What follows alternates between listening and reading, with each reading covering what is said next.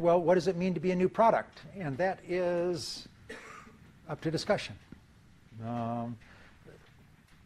A new product, according to the Federal Trade Commission, is something that's significantly changed and less than 6 months old.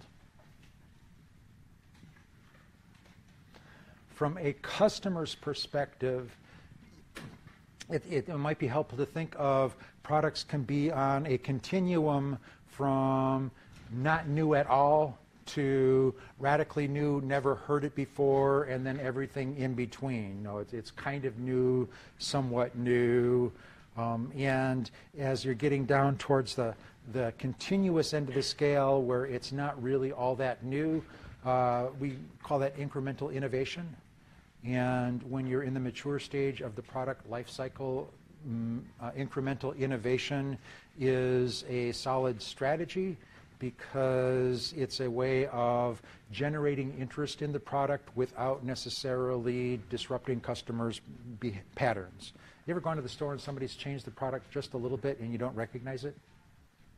Did you ever end up buying a different product because they changed the color of the package of your product and you ended up buying something else because you didn't recognize it? You cognitive misers? So the idea with incremental innovations is you change it enough to get people to notice it, but not so much that they have to think too hard, because we all know how hard it is for customers to think. They're relatively easy to do and relatively easy to imitate. So this is what we see in the cola wars. There's a new flavor comes out from one side, the next side has it. Is there anybody who's not going to be selling a pumpkin latte? Because everybody has to sell a pumpkin latte now, right? In the middle is kind of dynamically continuous. It may be new to the customer. There's a couple ways that you can come up with these dynamically continuous. One might be find a new way to deliver an existing benefit. So rather than getting your newspaper delivered to your door, you might get the newspaper delivered to your device. A way of getting that benefit that you hadn't before. Another way is just the convergence of multiple technologies. And I am not a rich man, but I did predict this 25 years ago. Is you get a copier. We used to have those back then, and a fax machine, and a printer. And we used to have 3 separate machines for those. And what essentially do those machines do? They manage documents, and modern ones digitize them and manage them. So rather than having 3 machines, now we have a all-in-one that prints, scans, copies, and just recognizes that. So is that a new product? Yeah, and it's not that new, because we all know what printers were, we all know what scanners were, we all know what faxes were. Similarly, who here has a camera on them right now? Who has a cell phone? You got a camera on you right now, okay? Phone, camera, calculator, all of those in one device, very easy to have with you.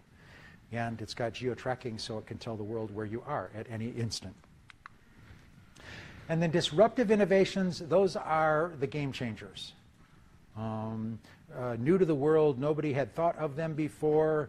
They are risky, because in order to get a disruptive innovation to have traction, customers have to change the way that they deal with the world, and that's really hard to get people to do.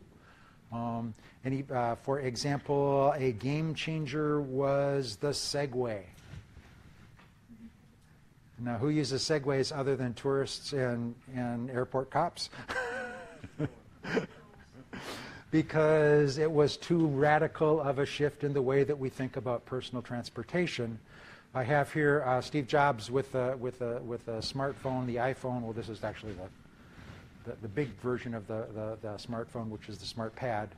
But it kind of changed the way that we live our lives anymore. Can anybody actually survive without their cell phone? No. I just.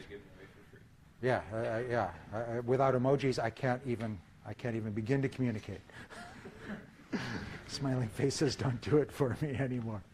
So, I wanted to just get back. One of the things that I'd asked in this class is, when people throw numbers at you, try to internalize what those numbers mean. And I threw a statistic at you a while back that said that 39% of, or companies that do really well at new product development get 39% of their sales from new products, and companies that aren't very good get 23% of sales from new products. What does it mean to get 39% of your sales from new products?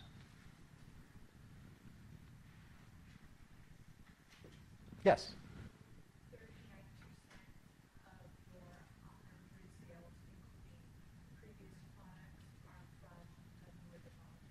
Okay, so 39%, almost 40% is from new products as opposed to old products. Yeah. So what does that mean to you as a company? What do you have to do? If you don't launch new products, you're missing out on a giant part of revenue. Say again? If you're not launching new products, then you're missing out on a large part of your revenue. Yeah, you got to be launching a lot of new products because 80% of new products fail. So what does 39% of sales mean? It's a big chunk. Say again? It's a big chunk. It's a big chunk. How big? It's almost half. Yeah. Big. So what that means is 39% is you have to reinvent the business every 2.5 years. Right? 40% this year, 40% next year, all of a sudden it's a completely new company. That is the pace of change that they're talking about for leading companies. What about the laggards? What does it mean to have 23% of your sales from new products? You don't have to, well, you still have to reinvent yourself every 4 years. Yeah, the point is the pace of change is frenetic, and the winners are like, and even the losers have to change, but they're just not changing as fast. So that's why it's important to innovate.